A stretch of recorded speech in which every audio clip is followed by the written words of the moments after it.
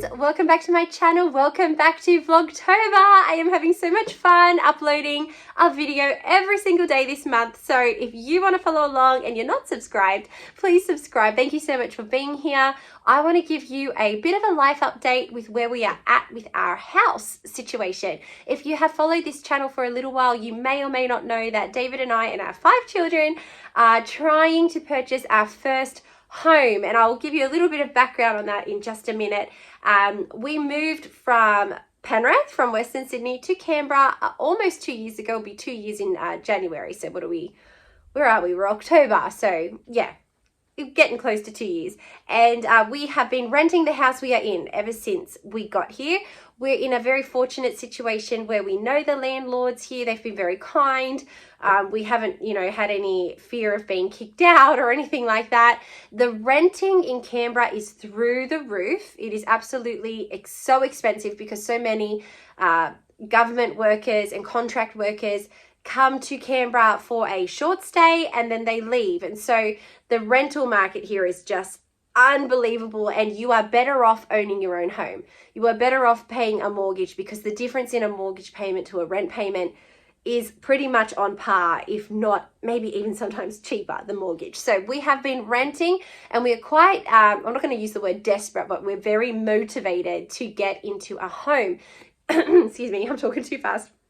In saying that, our landlords have been very kind and have given us a rental price that is still very, very high for us, but compared to what they could be asking for this house, they have been really generous and very kind. So we're very grateful to them, but we really have always wanted to, but especially now we are ready to own our own home. So here's the thing, David and I feel like we've done everything in reverse, and it's worked out well. I'm very grateful for all God has done in our lives and what we have lived so far and what we have been able to accomplish, but we have not ever owned our own home.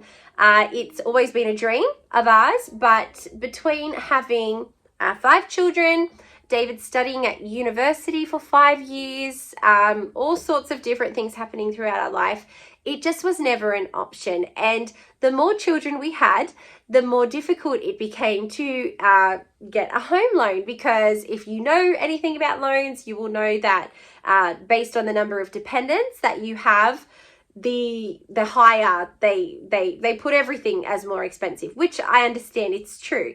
I don't think they quite understand how well large families can budget and how we make things stretch and how we make things go. And I have found in my own experience, and I'm not in any way putting any other families down, but in our own family, we have had to learn from a very long time ago how to budget really well, how to make things go really far and get our money's worth, basically. So I would say thanks to the Lord and to David, we are expert budgeters in that area, but the bank doesn't really care about that. They just see their graphs and their statistics, and so it has always been quite difficult for us to get a home loan. I have not worked full-time since before Joseph was born. I have certainly worked casually in the nursing home, but I have not had a full-time job since my first baby, and he is almost 13 years old. He's not a baby anymore. So that has also been, because we chose to homeschool for all those years, I never went back to school to work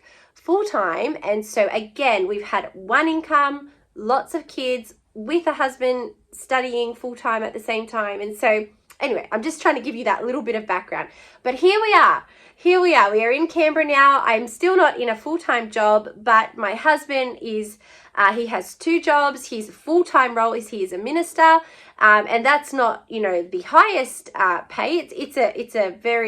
It's a decent salary, but it's not the highest paying job that he could have, but it's high paying in the things that matter, if you know what I mean. But financially, it is not the highest paying job. However, he loves it and we love it. And yeah, I'm going on too much. Please, if you know me, you know what I'm trying to say. But he also is a school teacher. And so he works some casual shifts as a school teacher. And that has certainly helped us to be in a better position for these last almost 2 years.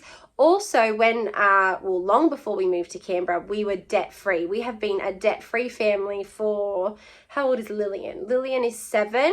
So we haven't owed any debt for about 7 years. We've been debt-free. Not even, we have credit cards, but we don't owe any money. We had to learn that the hard way, and maybe that's something I could get Davo to come on and talk about.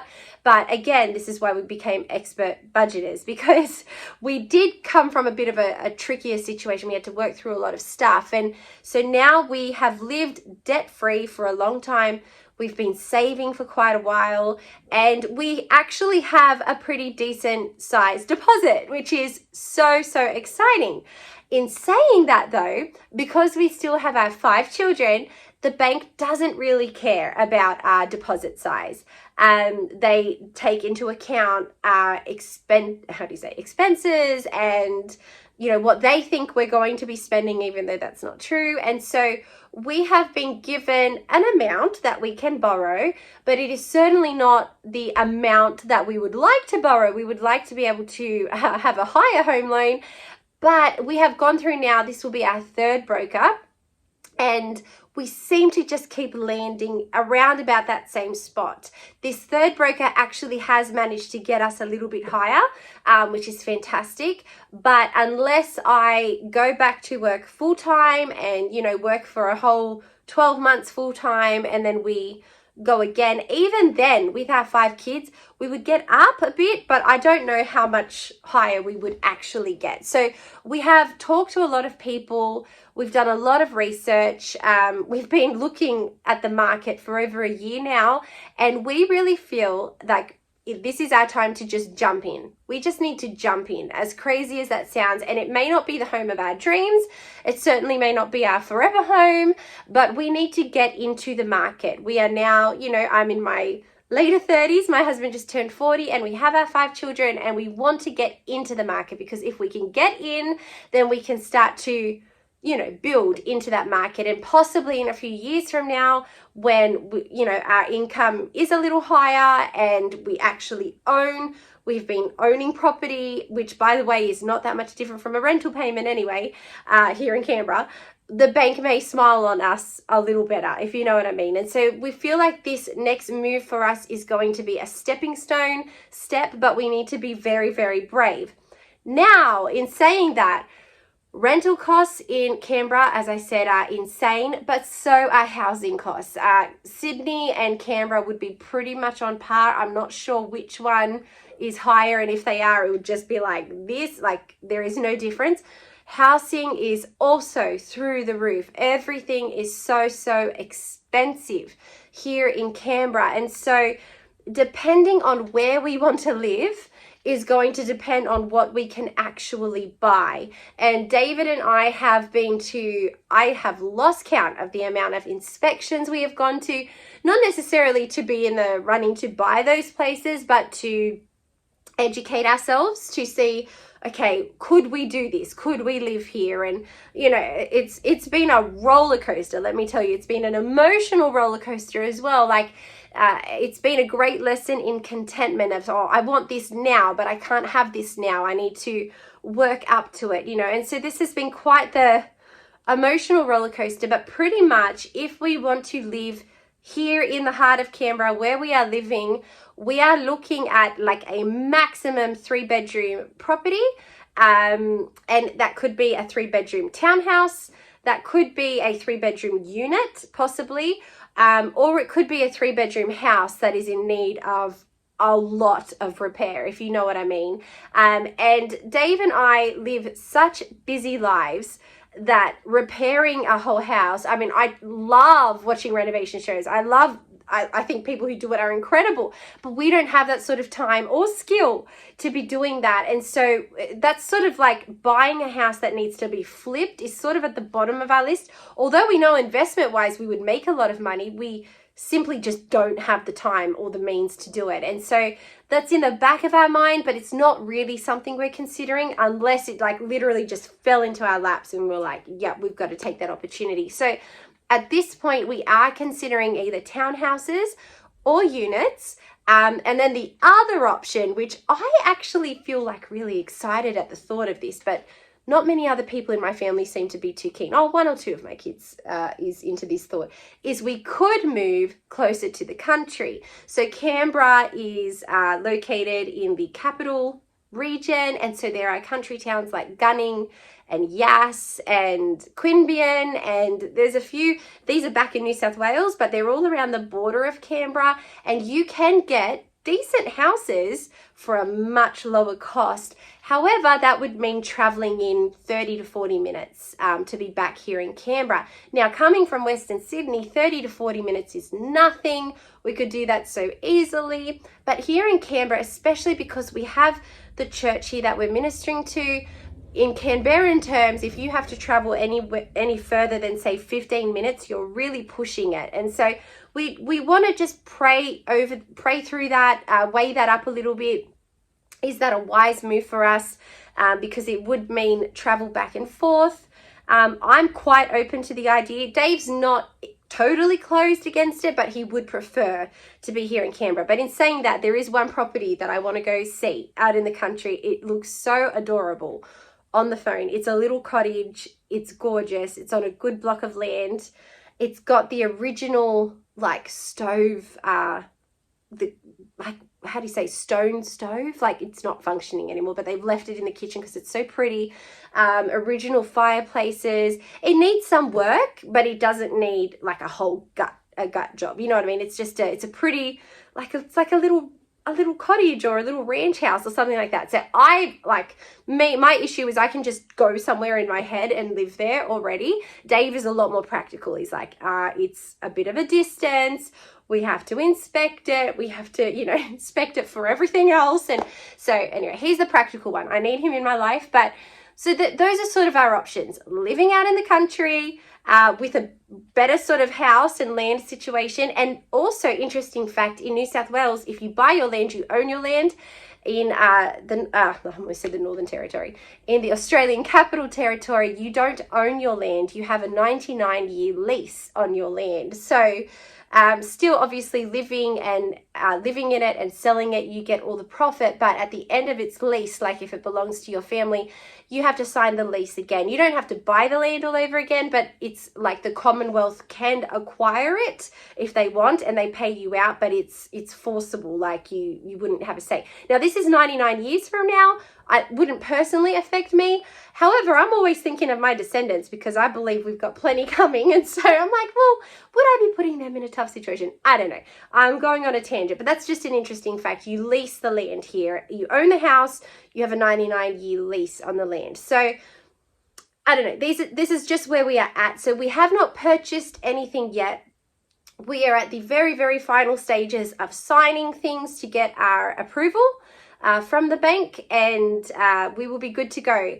In that time, we'll have a 3-month window basically to try to find something in our price range. We're not going to push it. We're not going to force it. If it's just absolutely nothing, well, then we will have to again reapply because we're definitely not going to rush this if it's not the right timing. But we are praying that the Lord will help us. I always pray, Lord, keep the doors closed that need to be closed and open the doors that need to be open. And so we're trusting him, but we're sitting at a pretty exciting place. My personal dream, I don't know if it's realistic, but my personal dream would be to be in our own place before Christmas. That's really pushing it. I know that's really pushing it. It's very not likely going to happen, but I'm just holding on to that little bit of hope, because Christmas for me is like sorry, my kids are coming in and out. Such an emotional thing. And it's like, if I'm not in my own home, like if I know I'm going to move, like when we were leaving Western Sydney, we were packing at the same time as Christmas. And it was like, I didn't feel like I would have the whole Christmas experience.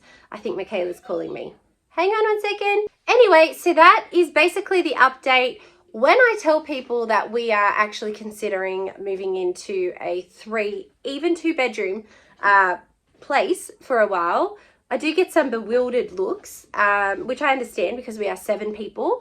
We have thought this through. We're not just blindly running into anything. Michaela, if you're going to be in here, you've got to be quiet, okay? Shh, come here. Do you want to sit with me? Okay, then you need to be quiet, okay? Thank you. So here's the thing. Back in Western Sydney, the house we lived in before the house we lived in, so 2 houses back, we lived in a little 3-bedroom fibro house on Mulgoa Road. And, you know, it was tiny. It was so small. And we had 6 people living in that house. And you know what? We made it work. We made it work. Hang on one second. I'm back. Okay, she's happy. I got her a bottle. She's watching Barbie Dream House or Life in the Dream House or whatever it's called. She's happy. What was I even saying? Oh, yes, size. So 6 of us lived in this tiny, tiny, tiny house. And we were homeschooling in that time, and like life was pretty full on. Dave was at uni, and we made it work. So we have gone and looked at units that are bigger than that house was. Like the way that they are built here is pretty good, like the big balcony space and all of that. So the size of it, yes, it's small, but we've done it before. If it's temporary, we could do it again. We have said that we would, if it was a unit and not a townhouse, at least townhouses, you still have a garage.